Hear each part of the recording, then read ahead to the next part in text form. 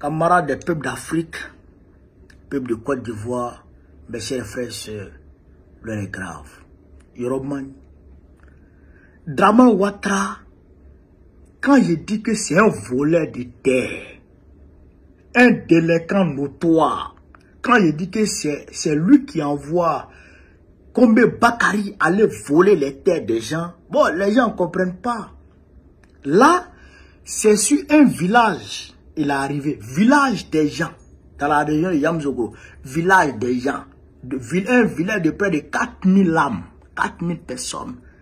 Il a vendu ça à un opérateur économique. Et que, village des gens, il vend ça aux gens.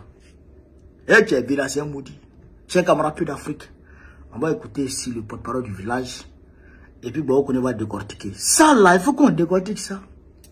On est parti. Nous sommes en 2025 en Côte d'Ivoire. Lobako, un village de la commune de Yamsoko, qui existe depuis plus de 200 ans, est en voie d'être rayé de la carte de la Côte d'Ivoire. L'Union a octroyé plus de 800 hectares de nos terres au chef du village de Koussoussou. Sur ces 800 hectares se trouve notre village, Lobako. Pourtant, ces deux villages sont séparés depuis des siècles par une limite naturelle reconnue de tous, qui est la rivière Koussouba. Sur des territoires, des lotissements qui ont fait l'objet d'arrêt d'approbation signée en bonne et due forme par le ministre de la Construction et de l'Urbanisme ont permis à plusieurs entreprises et à des particuliers de s'installer depuis plusieurs années. Nous sommes devant l'une de ces entreprises, qui est la morgue de Lobako. Munie d'une brosse qui a été prise sans la moindre enquête, sans le moindre état de lieu, le chef de village de Koussoussou et ses complices sont en voie de démolir notre village. Le mardi 25 février, ce sont plus d'une centaine de forces de l'ordre, accompagnés de loubards, qui ont intimidé à l'ordre au propriétaire de la morgue de Lobako de jeter dehors les accessoires funéraires, les cercueils et les corps de nos parents conservés en ce lieu, sous le regard impuissant des forces de l'ordre, pourtant massivement réparties ce jour-là sur le site. Le lundi 26 février 2025, le lendemain 26 février, c'est-à-dire le mercredi 26 février, c'est un hôtel qui a été saccagé et déguerpi par les loubards pendant que les bulldozers d'un certain opérateur étaient entrés sous nos terres, détruisant les champs, les fermes et les forêts de nos parents. À cause de cette grosse, nos deux cimetières où reposent les corps de nos aïeux sont dans la ligne de mire des bulldozers de cet opérateur et des gens de Koussoussou. Il en est de même pour nos lieux de culte, églises, mosquées et forêts sacrées. Même le monastère des Sœurs Carmélites, situé sur le site de Lobako depuis 25 ans, est voué à la démolition. Le groupe scolaire, maternel et primaire, qui a formé tant de cadres de notre village, le collège privé, Faveur Divine, et même le collège de proximité construit tout récemment par l'État de Côte d'Ivoire sont appelés à être détruits si l'on en s'en tient à l'assignation de déguerpissement et de démolition transmis au chef de notre village par le chef du village de Koussoussou. L'avenir de nos enfants est ainsi obscurci par ces expropriateurs.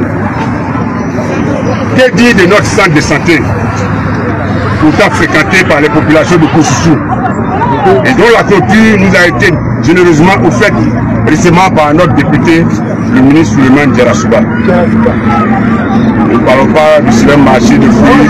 Nous le voyons obtenu par nos braves sœurs commerçantes.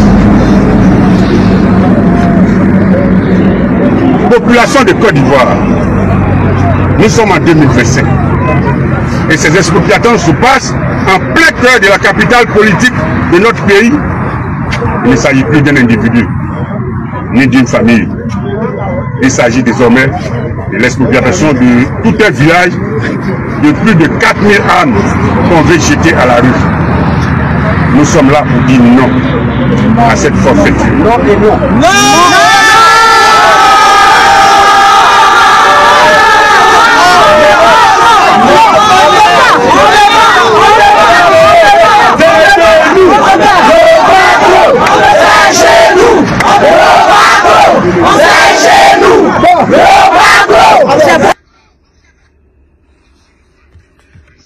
Alors, chers camarades d'Afrique, vous avez entendu et vous avez écouté et vous avez compris. Mais il faut qu'on décortique.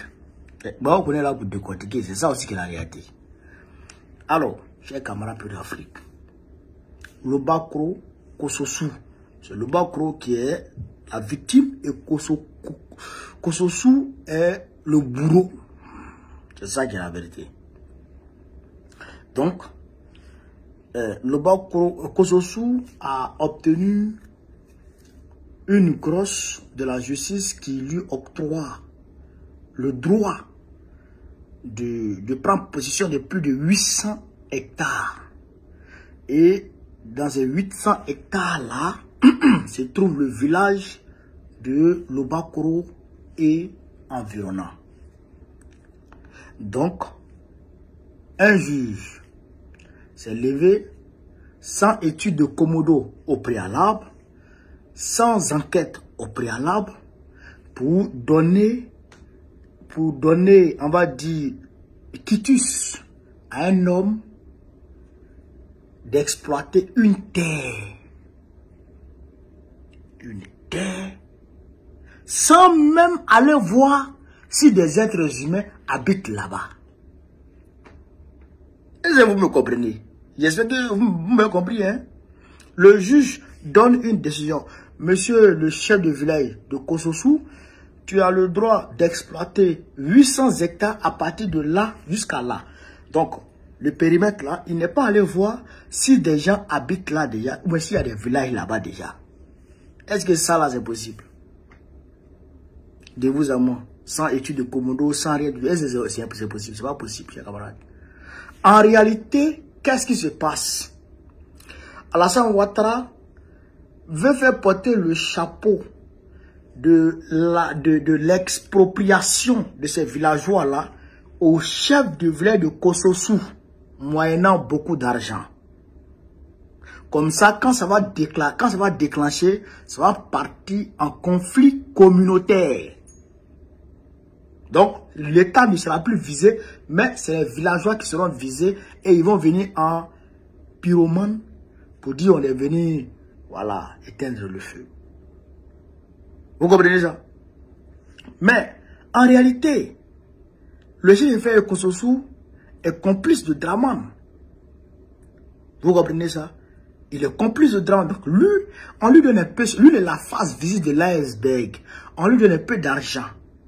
Maintenant, l'opérateur économique qui est derrière, je dirais la multinationale qui est derrière, c'est elle maintenant qui traite directement avec l'État et Draman.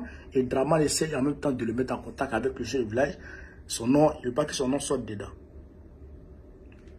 Donc, ils vont casser le village. Ils ont déjà commencé à casser un certain nombre d'endroits du village. Et là, maintenant, ils veulent rayer le village même.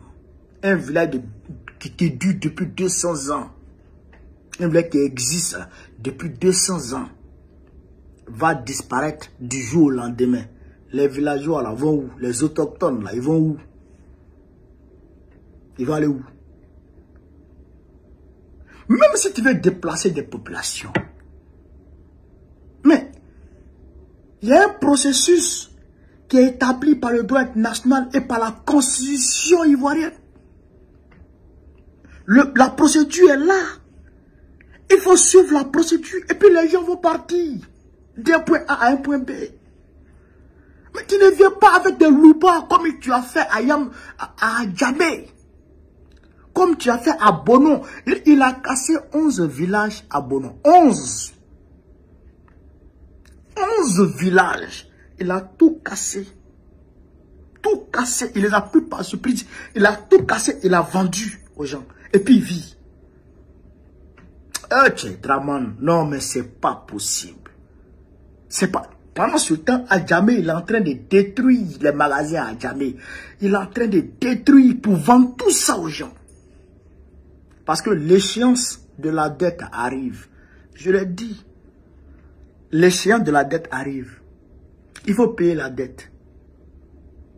Il a fait une levée de fonds sur le marché sous-régional. Ça a tapé poteau. Il est sorti pour dire derrière, non, on n'a pas demandé l'argent à quelqu'un. Oh, on sait qu'il a demandé l'argent aux gens. Mais ça a tapé poteau. Et comme ça a tapé poteau, donc il est en train de parler conneries. Est-ce que vous comprenez ça? Est-ce que vous comprenez? Donc, si les villageois là, de Lobakoro, s'asseyent et continuent de prendre des déclarations sans véritablement s'armer de courage et faire face au bardo, je vous le dis, hein, sans au préalable employer des mesures de résistance, ils vont vous arracher votre village. Si vous ne vous mettez pas dans une posture de résistance vis-à-vis de l'agresseur, de l'envahisseur, de l'expropriateur, ils vont prendre vos terres et vous allez errer comme des nomades. Moi, je vous le dis, parce que je vois comment ils parlent, les gens pensent que c'est l'adresse. Il faut vous armer. Il faut utiliser tous les moyens de résistance en votre disposition. Il dit bien, il faut utiliser tous les moyens de résistance en votre disposition pour parer contre les loubas, les délinquants de Draman. Mais comment tu peux envoyer des loubas avec des machines, des gens qui n'ont pas de matricule, qui ne sont pas des fonctionnaires, et qui vont casser les maisons des gens? Des loubas, des gens comme ça, qu'on ramasse pêle-mêle. On a dans l'argent, ils vont casser et la police les sécurise. Vous comprenez ça? Où on est? On est en Côte d'Ivoire comme ça. Des loubas, on leur donne l'argent, ils vont casser. Ils vont casser et les machines rentrent. Quand les populations veulent se révolter, les loubas là prennent des gourdins, des machettes, des armes à feu et ils commencent à je dirais, intimider, voire même agresser ces populations-là. Et donc quand les populations reculent, maintenant les machines cassent. Entre-temps, les forces de l'ordre sécurisent ces loubas. Et les loubas finissent leur forfaiture. Ils montent sur Abidjan tranquillement, ils ne sont pas inquiétés. Voilà la Côte d'Ivoire. Voilà la Côte d'Ivoire. Est-ce qu'on peut accepter ça dans un pays? Est-ce que ça, on peut accepter ça? C'est inacceptable, chers camarades. Donc, moi, je vous demande de vous lever. Et le couronnement de tout ça, c'est de chasser purement et simplement Draman Ouattara de la tête de la Côte d'Ivoire. Il faut le chasser. Et tous les Ivoiriens doivent se mettre dans la tête. Tous les Africains qui vivent en Côte d'Ivoire doivent se mettre dans la tête que Draman Ouattara, on doit le chasser. Objectif premier en 2025, là, chasser Draman pour libérer la Côte d'Ivoire. C'est ça qui est la vérité. Donc, check un peu l'Afrique. Voilà un peu ce que je voulais vous dire sur cette vidéo. Sur ce, vive l'Afrique libre. Vive le panafricanisme. Vive tous les présidents panafricains. Vive l'AES. Gbagbo, président de la Côte d'Ivoire, en octobre prochain, Inch'Allah. On est ensemble, les gars. Merci.